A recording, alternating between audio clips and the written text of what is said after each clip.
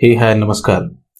तो आज इस वीडियो में हम लोग जो 7वां अध्याय था ज्योग्राफी क्लास की जो 11वीं की एनसीईआरटी थी उसी को हम लोग कंटिन्यू करते हुए जो आखिरी एक टॉपिक बचा हुआ है वो है कि पवनों के द्वारा खास करके मरुस्थलों में जो भू स्थलाकृतियों का निर्माण होता है, लैंडफॉर्म का निर्माण होता है, उसको जो हम लोग है यहाँ पे आज कवर करेंगे। तो यहाँ पे हमने अब तक जो है वो इस चैप्टर में देख लिया है कि प्रवाहित जल के द्वारा यानी कि नदियों के द्वारा कौन कौन से लैंडफॉर्म बनते हैं। उसके बाद ग्लेशियर, फिर आपका हमने देखा था ग्लेशियर के बाद सी वेव के द्वारा जो लैंडफॉर्म बनते थे, कास्ट टोपोग्राफी जो भूमिगत जल के द्वारा बने, ये सारी चीज़ों को हमने कवर कर लिया है। अगर आपने नहीं देखा है तो आप उसको जाकर के देखिए, फिर आप इसको आकर के देखेंगे तो बहुत सारे टर्म जो है वो ऑलरेडी मैं बार बार उनमें रिपीट कर चुका हूँ। हो सकता है कि इस पर कम रिपीट करूँ। तो आप जब सीरियली देखते आएंगे, मतलब एक एक करके जब आप लगातार रूप में देखेंगे तो ज़्यादा समझ में आएगी चीज़ें आपको। तो फिलहाल हम लोग देखते हैं कि पवनों के द्वारा जो कैसे जो है भूस्थलाकृतियों का निर्माण होता है।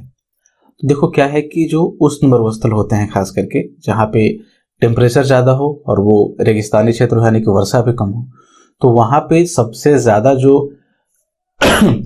जो प्रभावशाली जो अनाच्छादन कारक है, मतलब डेनोटेशनल फैक्टर। डेनोटेशन क्या होता है, ये टर्म जो है मैं आपको बहुत पहले डिस्कस कर चुका हूँ। जो अपक्षय अपर्दन ये सब वाला जो चैप्टर था, मास वेस्टिंग क्या होती है, ये सब पहले बता चुका हूँ आपको, ठीक है।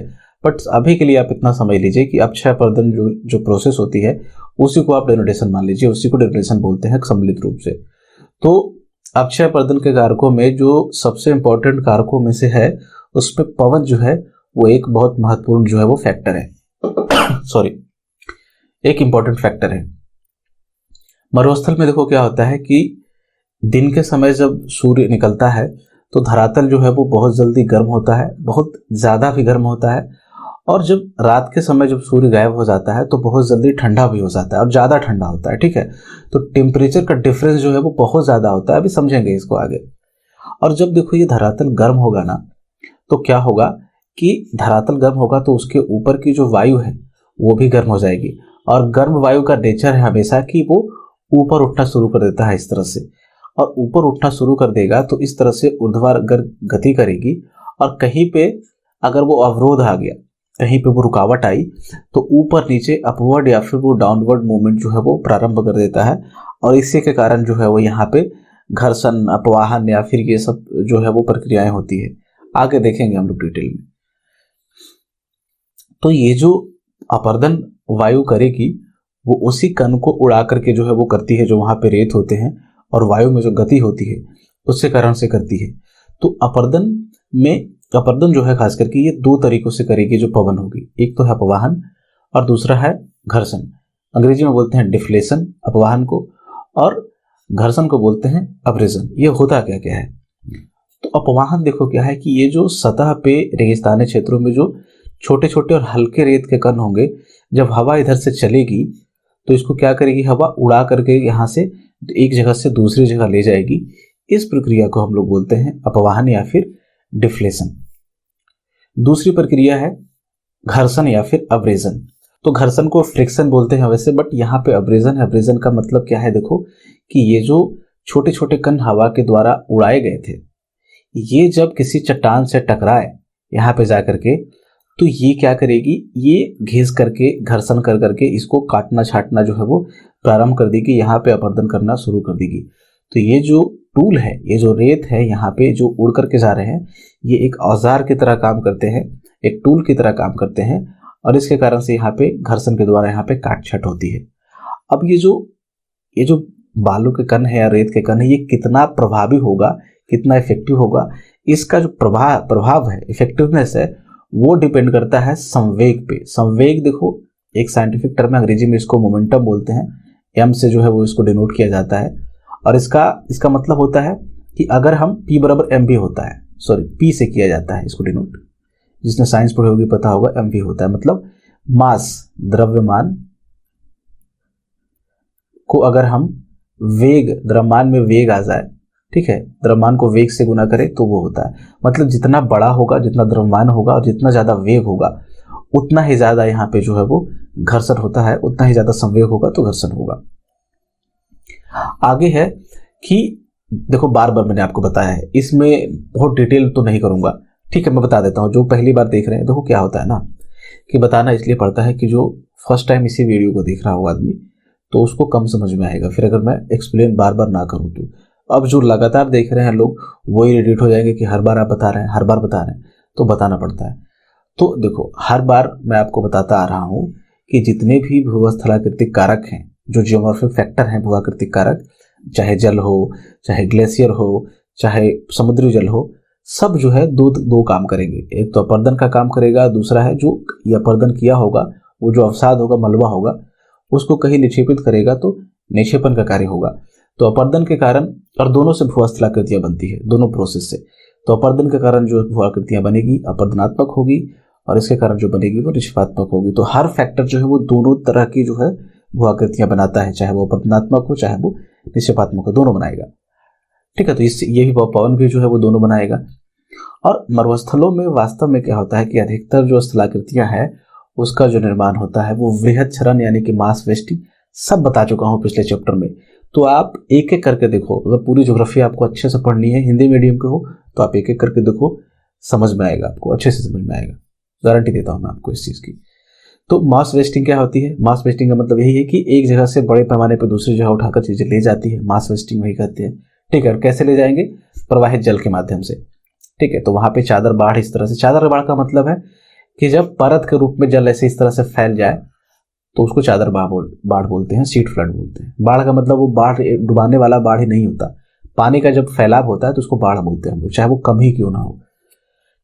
कह रहा है कि देखो जो मरुस्थलों में वर्षा बहुत कम होती है, इसीलिए तो वो मरुस्थल है ना। वर्षा ज्यादा होती तो वह मरुस्थल क्यों होता?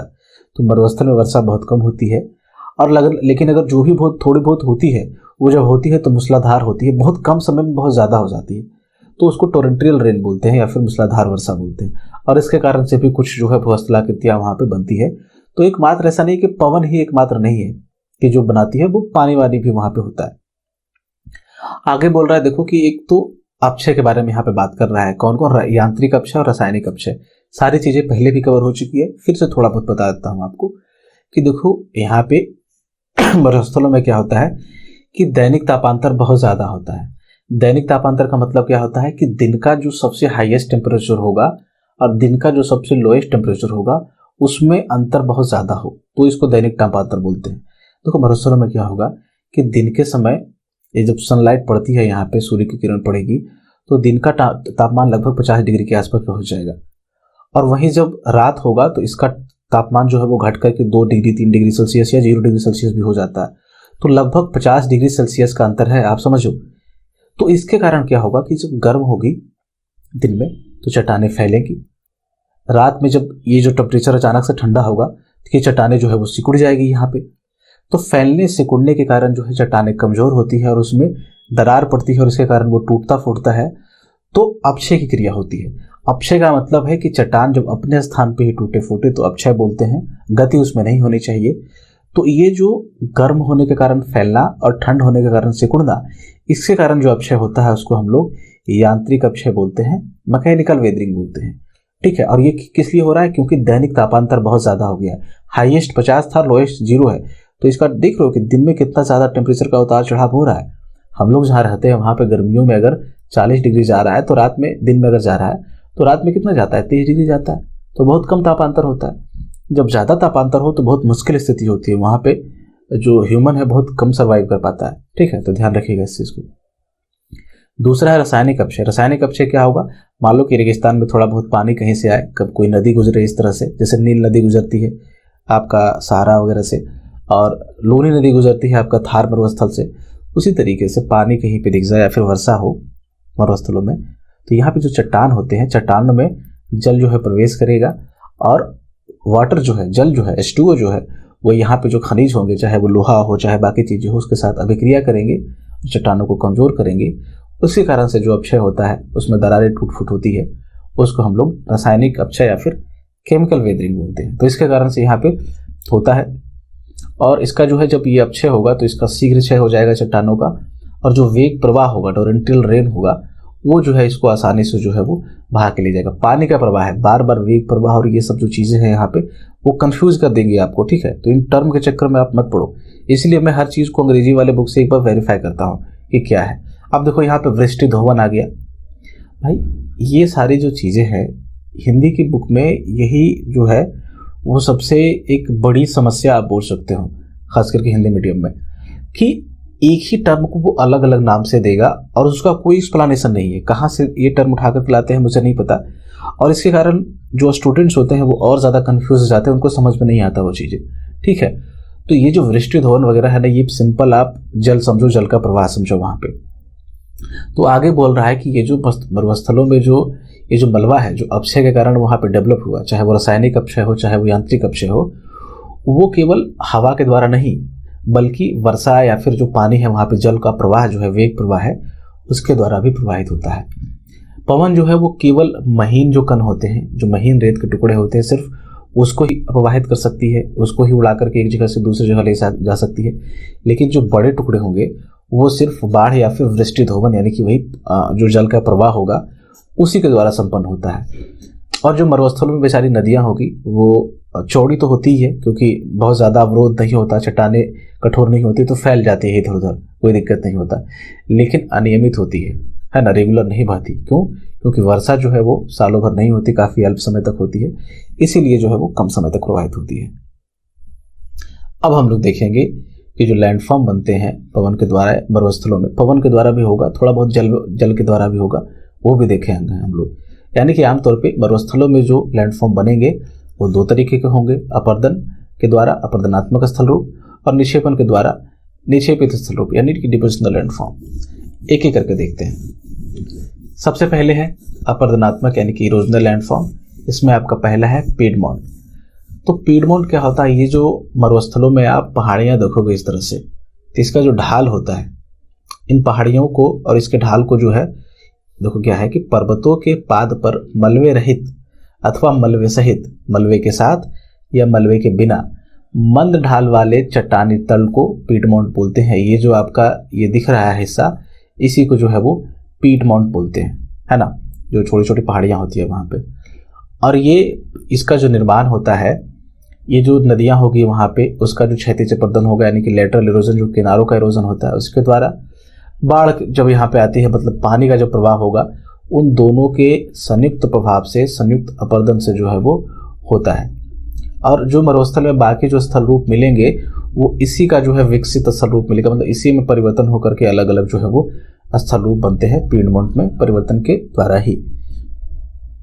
एक टर्म है, इसको समझ लो, एनसीईआरटी में दिया गया था, आप समझ लोगे तो आपके लिए बेहतर होगा। वो है ढाल का समानांतर निवर्तन या फिर पैरेलल रिट्रीट ऑफ स्लो। देखो ये जो पीडमोंट आपने देखा था इस तरह से, सपोज करो ये पीडमोंट था, तो इसमें क्या होता है कि धीरे धीरे इसके उस पे ढाल पे कटाव होता रहता है, और ढाल पे जब कटाव होता है तो इसका जो पार्श्व है, इसका जो मुक्त पार्श्व है, मतलब किनारा जो है, पार्श्व का मतलब किनारा, हर चीज को इतना लोड नहीं लेने का है, ठीक है। तो किनारों पे जो है वो कटाव होता है, और जब ये कटाव होगा तो धीरे धीरे ये पीछे हटने लगेगा, फिर इस तरह से आ जाएगा ये, फिर इस तरह से आ जाएगा यहाँ पे इस तरह से। एक मिनट, ठीक है। तो ये सारी चीजें जो है वो हटने लगेगी, पहले ये वाला हिस्सा हटेगा, फिर ये हटेगा, तो इस तरह से ये पीछे हटेगा। तो इसी को हम लोग बोलते हैं कि ये पीछे हट रहा है, अंग्रेजी में बोलते हैं रिट्रीट कर रहा है। और जो कि समानांतर रूप से हो रहा है, पैरेलली हो रहा है, तो इसको पैरेलल रिट्रीट या फिर समानांतर निवर्तन बोलते हैं। और किसका समानांतर निवर्तन हो रहा है? ढाल का हो रहा है, तो इसको बोलेंगे ढाल का समानांतर निवर्तन। बैकवास्टिंग वही होता है, पीछे हटना पृष्ठ क्षरण जब हो, ये किनारों का क्षरण हो तो पृष्ठ क्षरण बोलते हैं। बाकी ये डिटेल पढ़ लीजिएगा, आपको समझ में आ जाएगा अच्छे से। आगे है पदस्थली। ये कैसे आ गया? एक मिनट,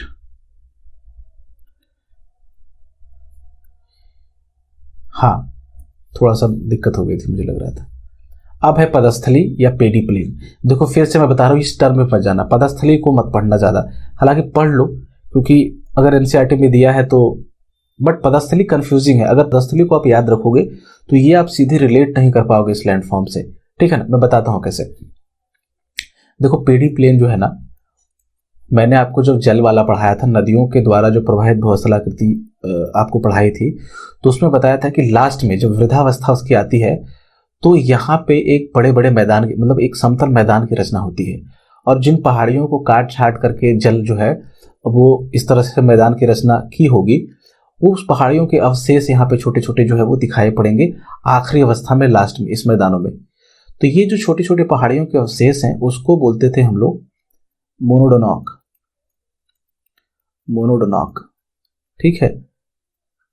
और ये जो मैदान बना जिसमें मोनोडोनॉक पाए जा रहे हैं, यहाँ पे जो समतल मैदान की रचना हुई है, उसको हमने बोला संप्राय मैदान। संप्राय मैदान, या फिर अंग्रेजी में इसको बोलते थे पेनी प्लेन। पेनी प्लेन, ठीक है। पेनी प्लेन होता है पी यानी PLAIN, हिंदी में लिख दिया मैंने। यही चीज, यही मैदान की रचना जब मरुस्थल में हो तो उसको बोलेंगे पेनी प्लेन। पेनी प्लेन का उल्टा पेनी प्लेन। पेनी प्लेन नदियों के द्वारा निर्मित होती है, ठीक है, और यहाँ पे पेनी प्लेन जो है वो रेगिस्तानों में वायु के द्वारा निर्मित होते हैं। और ये जो मोनोडोनॉक है, मोनोडोनॉक की तरह रेगिस्तानों में भी जो पहाड़ियां होगी वो छोटी छोटी जो उसके अवशेष बचेंगे, तो उसको बोलेंगे हम लोग क्या, इंसेलबर्ग, ठीक है। इंसेलबर्ग यहाँ पे जो पाया जाता है वो मोनोडोनॉक की तरह होता है।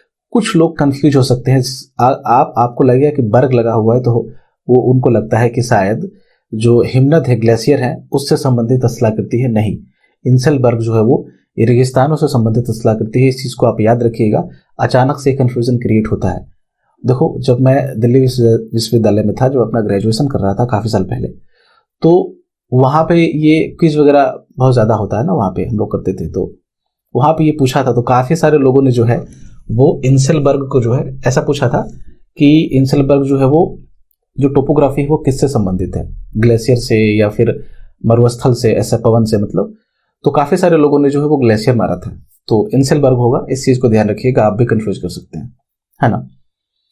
तो वही है। तो एक जो आकृति मरुस्थलीय क्षेत्रों में ये जो आकृति विहीन जो मैदान जो बनता है, जहां पे पहले ढेर सारी यहाँ पे पहाड़ियां होगी, सब कट छट कर करके इस तरह से मैदान की रचना होगी, और इस पहाड़ियों के छोटे छोटे जो अवशेष बचेंगे उसको इंसेलबर्ग बोलेंगे, और ये जो मैदान बनेगा उसी को हम लोग पेडी प्लेन बोलते हैं। अब देखो, पदस्थली से आप याद रख पाएंगे क्या?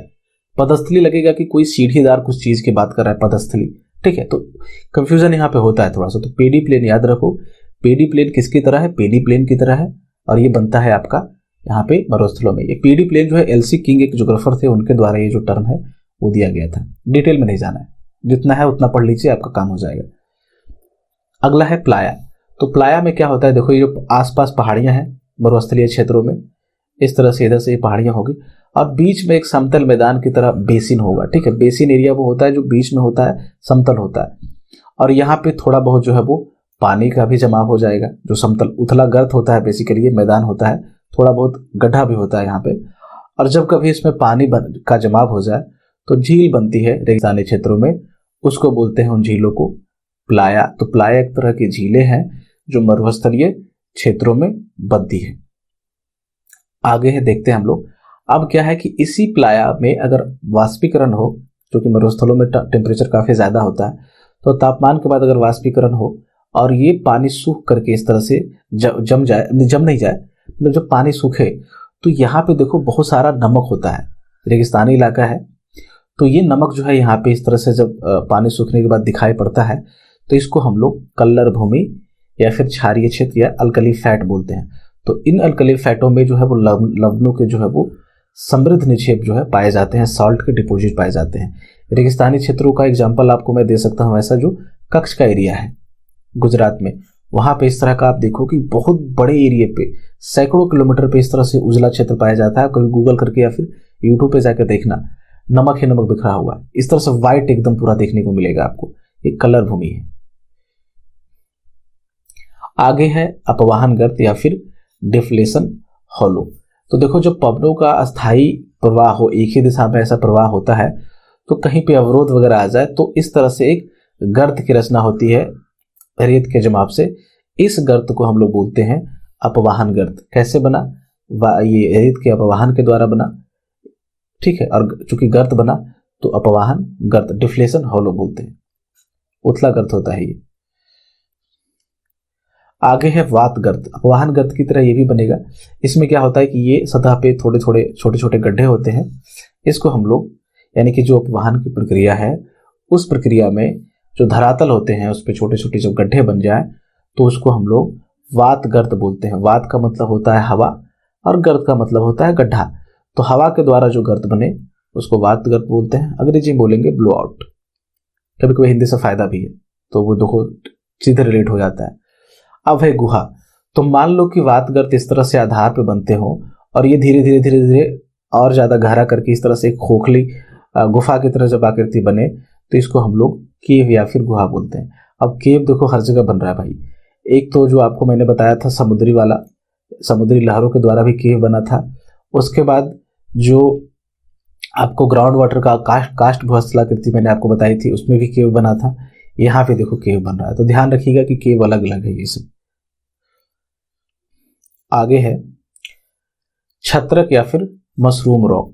देखो रेगिस्तानों में क्या होता है, वो जो पीडमोंट आपको बताया था वो पहाड़ियां बताई थी, सपोज करो उसमें इरोजन होता जा रहा है, लगातार अपर्दन होता जा रहा है। तो इस तरह से जब यहाँ पे मरुस्थलों में जब चट्टानें मिलती है यहाँ पे, तो अगर चट्टानों का जो ऊपरी हिस्सा है मान लो कि थोड़ा कठोर चट्टानों से बना हुआ है और नीचे का हिस्सा थोड़ा उसके मुकाबले थोड़ा मुलायम चट्टान है, तो जब इस पे अब घर्षण की प्रक्रिया होगी, जब घर्षण होगा यहाँ पे वायु मतलब कटाव की जब प्रक्रिया होगी, अपर्दन की प्रक्रिया होगी, तो ये थोड़ा कम कटेगा और नीचे वाले जो हिस्से होंगे वो थोड़ा ज्यादा कट जाएंगे। तो आपको इस तरह से मशरूम की तरह जो छत्ता होता है मशरूम का उसकी तरह से आपको दिखाई पड़ती है। मशरूम किस तरह से होता है देखो, जिसको हम लोग खाते हैं इस तरह से होता है मशरूम, इस तरह से। तो इस तरह से चट्टानों की एक आकृति बनती है, उसको हम लोग जो है वो मशरूम, चूंकि मशरूम की तरह है इसीलिए मशरूम रॉक बोलते हैं या फिर छत्रक शिला बोलते हैं इसको। छत्रक शिला, रॉक का हिंदी लिख लेना, छत्रक शिला। ठीक है। आधार पे वो पतला होगा, डिस्क्रिप्शन में ही था कि आधार पे पतला होता है और ऊंचे भागों में जो है वो थोड़ा मोटा होता है। अब है टेबल या फिर पीठिका सेल या फिर पेडेस्टल रॉक या फिर टेबल रॉक।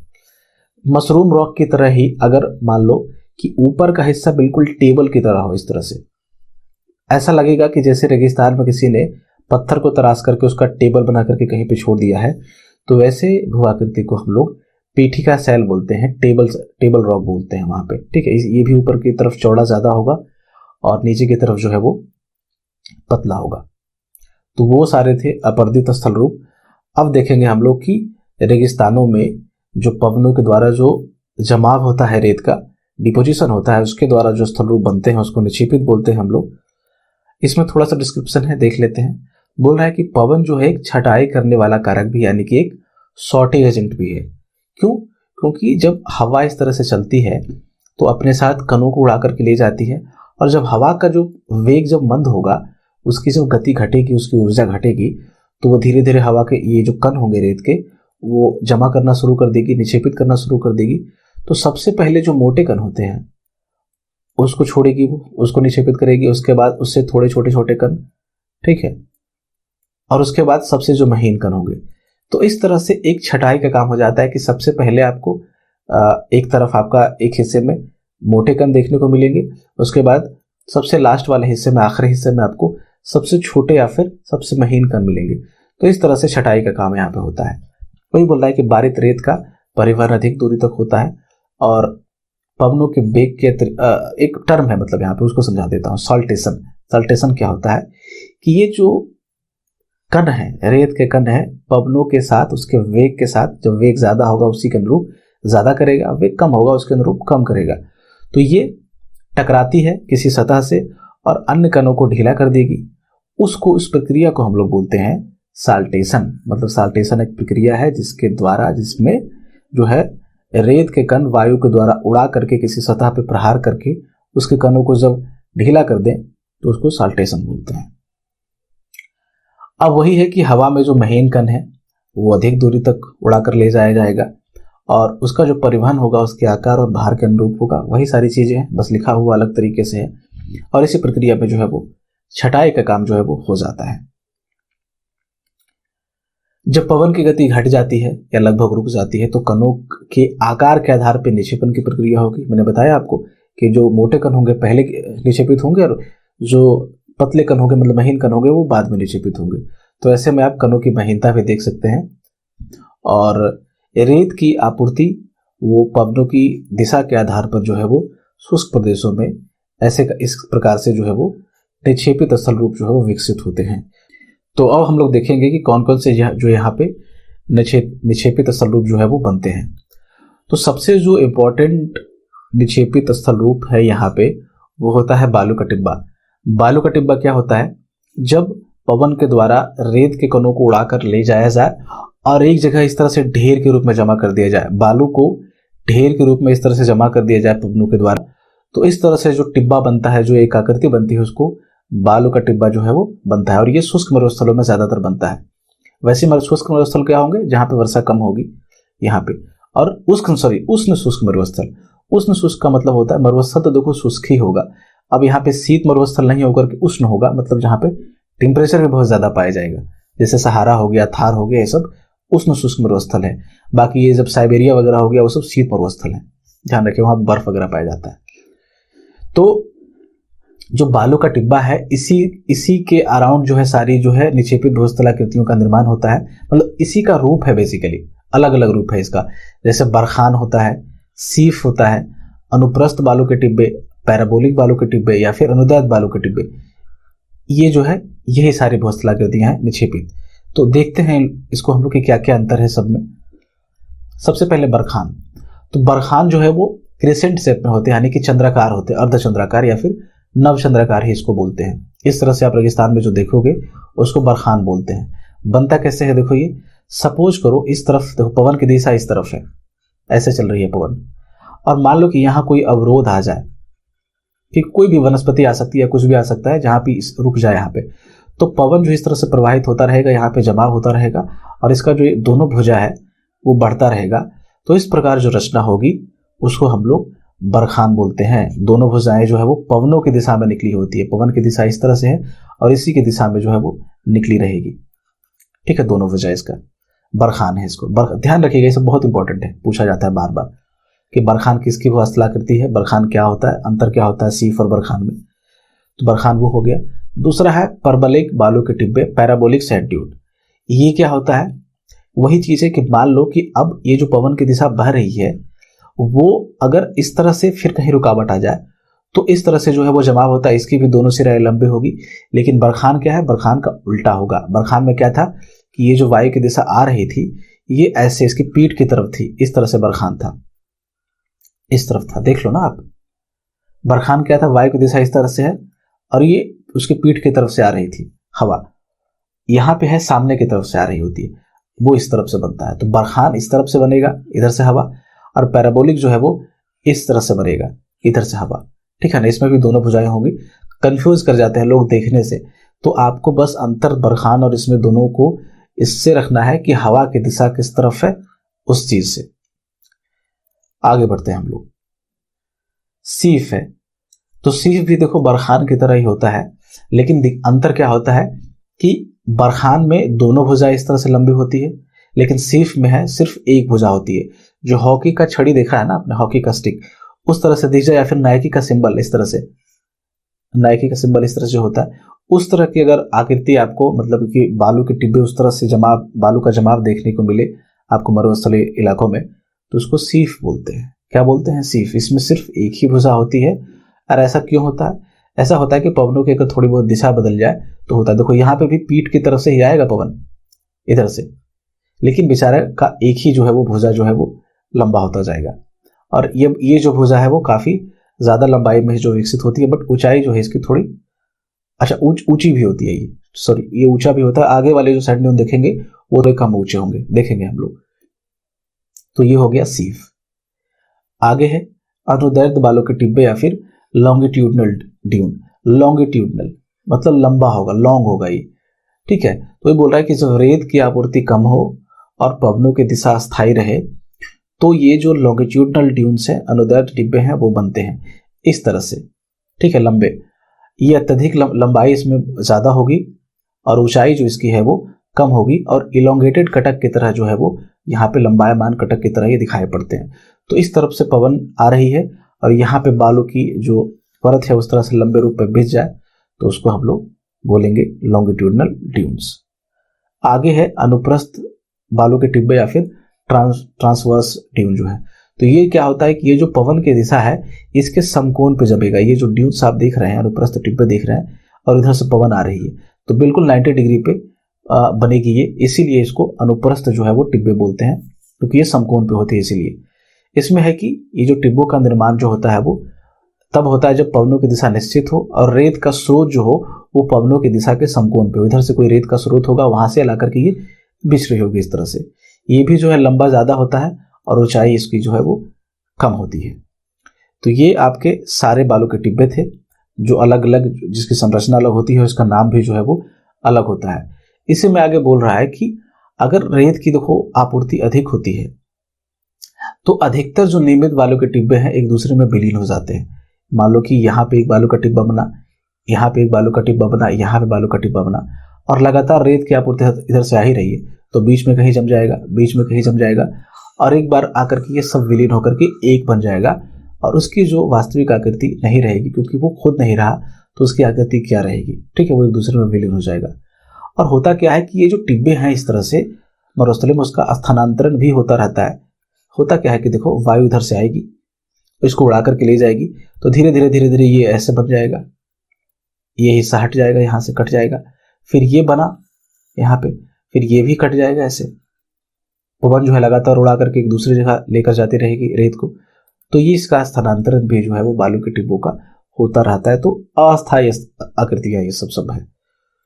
तो ये था आज का लेक्चर। आई होप आपको समझ में आया होगा। अगर ना समझ में आए, कोई क्वेरी हो तो आप नीचे कमेंट में लिख के बताएं, कोई सुझाव हो तो भी लिख के बताएं। देखो आप लोग सुझाव, देखो मैं अपनी तरफ से तो आपको पढ़ा रहा हूँ बट आपको चाहिए क्या, क्या अच्छा लग रहा है, क्या बुरा लग रहा है, क्या समझ में नहीं आ रहा है या आ रहा है, वो आप नीचे लिख के बताओगे तभी मैं समझ पाऊंगा कि क्या चीजें और इम्प्रूव करनी चाहिए इस चीज को। तो आप अपने सुझाव इसमें दीजिए, भर भर के दीजिए, आपका स्वागत है इस चीज के लिए। तो ये था आज का लेक्चर। इस वीडियो को देखने के लिए आपका बहुत बहुत शुक्रिया। Thanks for watching.